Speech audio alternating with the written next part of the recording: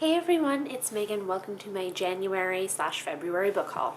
I have accumulated around 21 books over the past couple of months that I would like to share with you today. One thing that I will note, though, that is a bit in my favor and sort of justifies this insanity is that I did not pay full price for any of these books. So the first pile of books, which is the largest pile of books, came from secondhand, so mostly Value Village, but there are also a few that were full price but were marked down in some way or another, and so I managed to get them. The first book that I have here is Keep the Aspidistra Flying by George Orwell. This is the last Orwell book that I really wanted to get my hands on because the cover is so lovely and because I've been enjoying what I've been reading by George Orwell. I've read 1984 and Animal Farm by him, so I'm not sure what this one's about, but Ariel from Ariel Bissett read it and loved it, and well, she's the hugest Orwell fan ever, but yeah. So I'm excited about this. I also picked up Between Shades of Grey by Ruta Sepetys.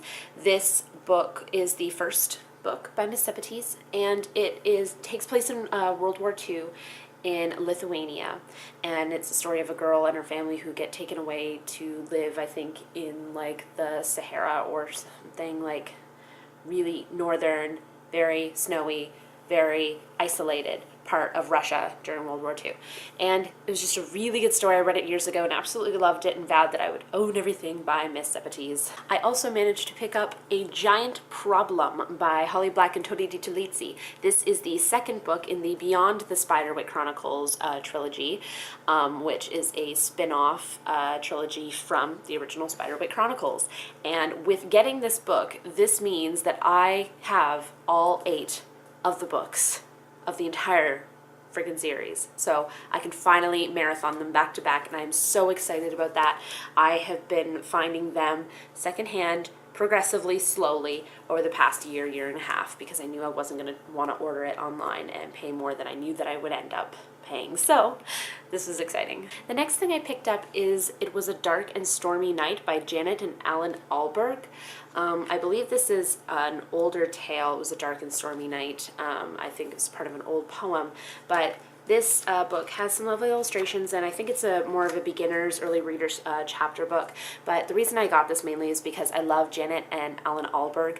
They wrote The Jolly Postman and Peepo and Each Peach Pear Plum. I just love them as children's illustrators. They're British, and they just have this sweet little British sensibility to their work. So I was happy to get this. I also managed to find My Brother's Book by Maurice Sendak.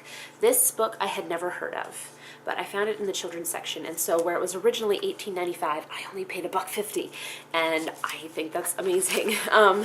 Because I found this in perfect condition, and it's got that beautiful illustrative quality to Sendak's work, and I never heard of this one and don't really know what it's about, except that this is the last fully completed book of Maurice Sendak, so I was happy to pick this one up too. I also found The Slow Regard of Silent Things by Patrick Rothfuss. This is technically the third book in the Kingkiller Chronicles series. It's not actually the third book. The third book has been long anticipated. This is like a shorter novella, like I think supplemental reading to the series, but the fact that I found it for so cheap when it just came out like a year or two last year or something, and it used to be $14, I was pretty satisfied that I picked this up. I also found this edition of The Hobbit by J.R.R. Tolkien. I already own the hardcover edition that has the actual illustrations done by Mr. Tolkien, but this one follows the series, the series of editions that I really want to get, because they have the beautiful illustrations done by Alan Lee, watercolor, I believe, illustrations, and they're just fabulous. So the fact that I found The Hobbit, I couldn't resist. So I have The Hobbit and Fellowship of the Ring, and I just really need to try to find the last 2, and that's going to be hard because they are not available in stores anymore and they are hard to find online. I also found Redwall by Brian Jacques. This is the first book in the Redwall series, the infamous Redwall series, and I grew up watching the Teletoon cartoon version of the TV show of the series, and really enjoyed it, loved it. I will re-watch it like forever, but I've never actually read the series. So I found it in the edition that I want, with this sweet little medieval style and like gold spine for super cheap, like $1, and it's in great condition. I was satisfied. I also found The Awakening by Kelly Armstrong. This is, I want to say, the second book in the Darkest Powers trilogy by her. It's a trilogy which I read years ago, maybe even high school. I think so, actually. So the trilogy is about this girl, Chloe, and I believe she is a necromancer, and she goes to live in this school or hospital where other people like her with different abilities, have to stay. And I think they break out at one point and there's an uprising of some sort and they have to fight. I just barely remember what happens. I just remember that I loved it so much, and I love Kelly Armstrong's writing. So with this book, I have the trilogy once again. I'm thrilled about that. The next book that I was super excited to find is The Wind in the Willows by Kenneth Grahame. What makes this exciting is that it is the edition that has the illustrations by E.H. Shepard. If you don't know, E.H. Shepard is the guy who did the Winnie and the Pooh illustrations. And so I found out when I did my illustration course a year ago that he had also illustrated Wind in the Willows, and I decided that I was not going to rest until I found an edition with that. It has taken me this long to find it, but it is beautiful. It's an older version, but it has full colored illustrations, which is wonderful, so I was really excited to find this. These last two here are ones that I have wanted for a while and found at reduced price.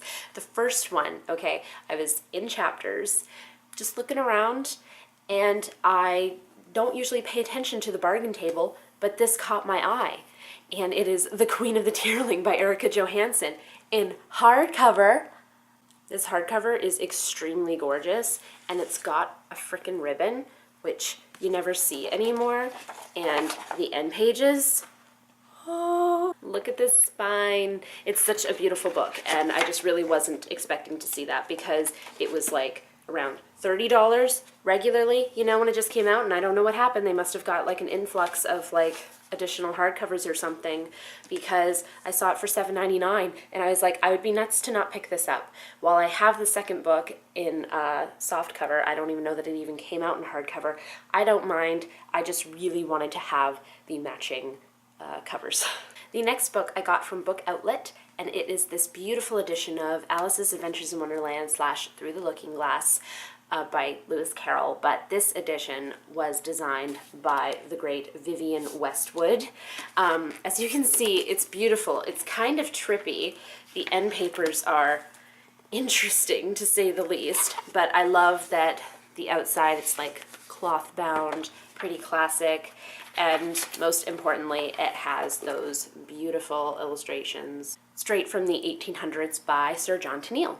I've been looking for an edition for a long time for Alice of one that I'd like to get, and I got this one, and I think it is beautiful. I can't wait to reread it. The last book that I got at a sort of reduced price is The Secret Garden by Joanna Bosford, an inky treasure hunt and coloring book. I believe this is the first one that she did, if I'm not mistaken. I believe the second one after that was Enchanted Forest.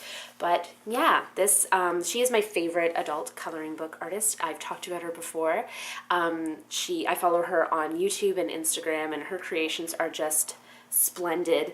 I don't even color in them most of the time, mostly because of a lack of time, but when I do sometimes, it's usually during Scandal or whatever TV series that I'm binge watching at that time, and I just love to look at her stuff. She is such a beautiful, talented artist, and I'm thrilled to have all of her books now. These next 4 books that I got are all from the UK, which is pretty cool. I ordered them all online just at various points over the last couple months mainly because buying them from there would have been a lot cheaper than trying to get them here, number one. And number two, a number of these aren't actually available in Canada as of yet. Or if they are, they're just stupidly priced. So the first one that I have here is 50 Shades of Feminism, edited by Lisa Apignanesi, Rachel Holmes, and Susie Orbach. I totally butchered that first name, like I do in almost every video. So this is pretty described. There are many essays, pieces done by this list of women here on the back, giving their views on feminism. And I picked this up because I saw this on Jen Campbell's Instagram, because I'm always looking to expand my feminism shelf.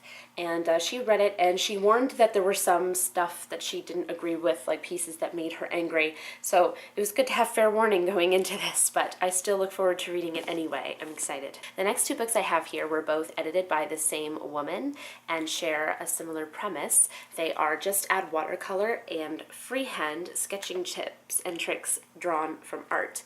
And these are both super beautiful books. I read Just Add Watercolor last summer and really enjoyed it. And it's basically just techniques on one side, technique applied on the other, and just so many different artists and different techniques to try out. And it's the same thing with this one, but on the other side, it actually gives you like information on the type of drawing that it is and the medium and everything. And so, yeah, I got this like over a month ago, and I'm still about halfway through reading it, so I'm still reading this one for the first time and loving it, but I can't wait to reread this one too, and I'm just so excited to have them both now, because now I can just go forth and apply these techniques to my own work and have a lot of fun doing it. The last book that I ordered from the UK is Salt to the Sea by Ruta Sepetys. This is her most recent book. It literally just came out like last week, I think. And yeah, I saw this cover on Book Depository and decided that I had to have it, and this means that I have all three of her books now, and all in paperback, especially because the paperback for like the American, cover is not going to come out until like probably sometime next year. So I'm super excited to have this. This one also takes place in World War II. Her specialization is that she is a historical writer that goes into different historical eras that are not necessarily talked about very much in literature. So World War II, there's a ton of stuff on that, but this one, for example, takes place in Germany, but it features one of the most famous maritime disasters ever, aboard the Wilhelm Gustloff. So I'm interested in reading this. For all the booktubers that have had advanced copies and have read it already, they've all said that it's really, really good. I've never read a bad Sepetys book, and I doubt that this will disappoint. The last book that I have here is one that was paid full price for, but it wasn't by me because it was my Valentine's gift from Matt, and it is The Last Unicorn by Peter S. Beagle. This is the novelized version of the wonderful story, although I'm pretty sure this did come first.